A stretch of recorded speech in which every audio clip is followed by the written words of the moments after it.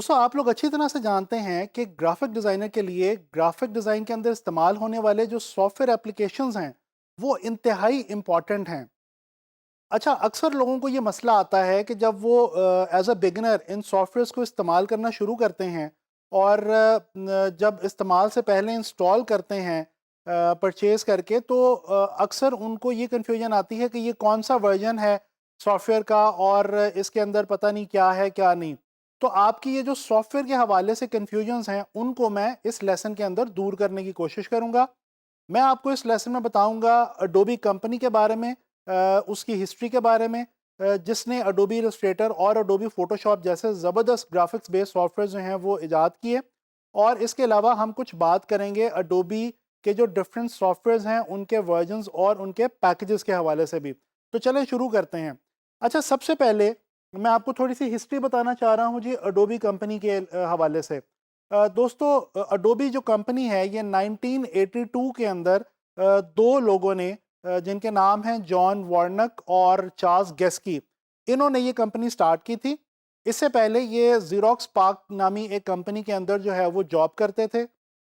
अच्छा, इन 2 लोगों का जो एक बड़ा पहला माइलस्टोन था जो इन्होंने अचीव किया अपने करियर के अंदर, वो ये था कि इन्होंने पोस्टस्क्रिप्ट लैंग्वेज के ऊपर बहुत ज़्यादा काम किया। दोस्तों, पोस्टस्क्रिप्ट लैंग्वेज एक ऐसी प्रोग्राम बेस्ड लैंग्वेज है जिसकी मदद से आने वाले दौर के अंदर कंप्यूटर में डेस्कटॉप पब्लिशिंग ने बहुत ज़्यादा ग्रोथ की। अच्छा, डेस्कटॉप पब्लिशिंग क्या चीज़ है, यहाँ पे ये मैं आपको क्लियर करता चलूँ। दोस्तों, कंप्यूटर के साथ प्रिंटर को प्लग इन करके प्रिंट आउट लेना, जिस तरह से आम तौर पे हम लोग अपने घरों और दफ्तरों में अक्सर ये प्रैक्टिस करते हैं, यही कहलाती है जी डेस्कटॉप पब्लिशिंग। और जैसे जैसे कंप्यूटर जो है वो तरक्की करता गया, उसके साथ साथ डेस्कटॉप पब्लिशिंग भी जो है वो भी ग्रो करती गई, और इसका बहुत सारा क्रेडिट इन्हीं 2 लोगों को जाता है। अच्छा जी, हुआ क्या कि जब इन्होंने ये कंपनी की बुनियाद रखी और इन्होंने सबसे पहले पोस्टस्क्रिप्ट लैंग्वेज के ऊपर काम करना शुरू किया, और इन्होंने कंपनी को स्टार्ट करने के ठीक 5 साल बाद 1987 में अपना पहला सॉफ्टवेयर एप्लीकेशन लॉन्च किया, जो कि अडोबी इलस्ट्रेटर के नाम से आज जाना जाता है। जी हाँ, ये वही एडोबी इलस्ट्रेटर है जिसके ऊपर हम लोग इस कोर्स के अंदर बहुत डिटेल में बात भी करेंगे और इसको लर्न भी करेंगे और इसके हवाले से काम भी करेंगे। अच्छा जी, एडोबी इलस्ट्रेटर वो पहला ऐसा सॉफ्टवेयर था जिसके अंदर जो आर्टिस्ट थे वो मैनुअल से अपने काम को शिफ्ट कर सकते थे डिजिटल के ऊपर। बेसिकली होता ये था कि पिछले दौर के अंदर जो आर्टिस्ट हुआ करते थे, वो अपनी ड्राइंग्स, स्केचिंग्स और इलस्ट्रेशंस और पेंटिंग्स मैनुअली किया करते थे। लेकिन जैसे-जैसे कंप्यूटर तरक्की करता गया तो चीज़ें जो हैं वो डेफ़िनेटली डिजिटलाइज़ होती गईं, और इलस्ट्रेटर ने उन आर्टिस्ट को हेल्प किया कि वो अपनी उन इलस्ट्रेशंस को, उन ड्राइंग्स को, उन स्केचेस को और पेंटिंग्स को डायरेक्टली कंप्यूटर के ऊपर कर सकते थे इस सॉफ्टवेयर के अंदर। अच्छा जी, ये सॉफ्टवेयर बहुत पसंद किया गया और इसके कुछ अरसे के बाद इन्होंने एक और अपना सॉफ्टवेयर लॉन्च किया, जिसको आज हम जानते हैं अडोबी फ़ोटोशॉप के नाम से।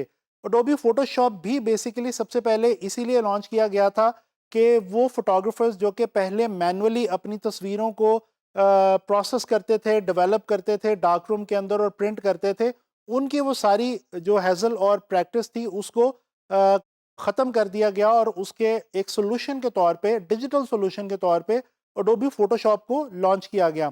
आगे चल के ये जो फ़ोटोशॉप सॉफ्टवेयर था ये बेशक सिर्फ़ फ़ोटोग्राफ़र्स के लिए ही नहीं रहा, बल्कि इसके अंदर और भी बहुत सारे काम जो हैं वो लेआउट डिज़ाइन और ग्राफ़िक डिज़ाइन के हवाले से होने लग गए। अच्छा, ये तो बात हो गई इलस्ट्रेटर और फ़ोटोशॉप के हवाले से। अब मैं आपको कुछ और बातें बताना चाह रहा हूँ जी अडोबी के सॉफ्टवेयर्स के हवाले से, जो इनके क्रिएटिव सूट और क्रिएटिव क्लाउड हैं, इनको देख के। अच्छा जी, क्रिएटिव सूट बेसिकली जो है वो इसलिए लॉन्च किया गया, अडोबी कंपनी ने जैसे-जैसे अपने सॉफ्टवेयर्स लॉन्च किए मार्केट के अंदर, और इनके सॉफ्टवेयर्स को जैसे-जैसे पसंद लोगों ने करना शुरू किया, तो इन्होंने ये सोचा कि क्यों ना हम अपने ग्राफ़िक्स बेस्ड जितने सॉफ्टवेयर्स हैं, उनका एक पैक बना के, एक पैकेज बना के उनको सेल करें।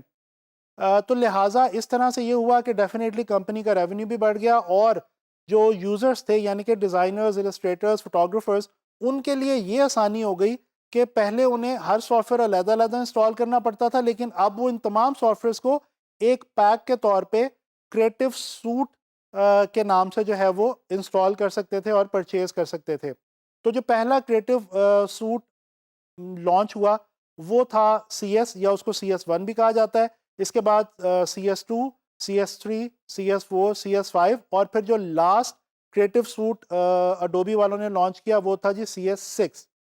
CS6 के बाद इन्होंने 2013 में क्रिएटिव सूट नामी जो इनकी कलेक्शन थी उसको डिसकंटिन्यू कर दिया, और उसके बाद इन्होंने एक नई अपनी जो है वो लॉन्च की, पैकेज अपना लॉन्च किया, कलेक्शन लॉन्च की, जिसको ये क्रिएटिव क्लाउड के नाम से हम लोग आज जानते हैं। तो दोस्तों क्रिएटिव क्लाउड भी बेसिकली क्रिएटिव सूट की एक अपग्रेडेशन है, और इसके अंदर भी उसी तरह से बहुत ज़्यादा सारे सॉफ्टवेयर्स हैं। और डेफिनेटली मैं यहाँ पे आपको ये बात भी क्लियर करता चलूँ कि ये इतने सारे वर्जन्स जो उन्होंने लॉन्च किए एडोबी कंपनी ने, इनको लॉन्च करने का एक मकसद ये भी था कि वक्त के साथ साथ हर आने वाले नए वर्जन में इन्होंने अपने सॉफ्टवेयर्स को बहुत इम्प्रूव कर दिया है। बहुत सारे ऐसे काम जो हम शुरू के अंदर इलस्ट्रेटर या फोटोशॉप में नहीं कर सकते थे, वो आज हम बहुत आसानी से जस्ट एक सिंगल क्लिक के साथ इलस्ट्रेटर और फोटोशॉप में कर सकते हैं। तो दोस्तों ये मैंने आप लोगों को कुछ बेसिक इन्फॉर्मेशन जो है वो प्रोवाइड की है इस लेसन में, क्रिएटिव सूट के हवाले से, क्रिएटिव क्लाउड के हवाले से, अडोबी के डिफरेंट वर्जन्स के हवाले से, और जो अडोबी कंपनी है उसकी हिस्ट्री के बारे में। तो मैं उम्मीद करता हूँ कि आपको जो है वो ये इन्फॉर्मेशन फ्रूटफुल लगी होगी और ये आपके लिए बहुत ज़्यादा काम आएगी। तो इंशाल्लाह ताला नेक्स्ट लेसन में मुलाकात होगी ग्राफिक डिज़ाइन के हवाले से किसी नए कॉन्सेप्ट को लेके।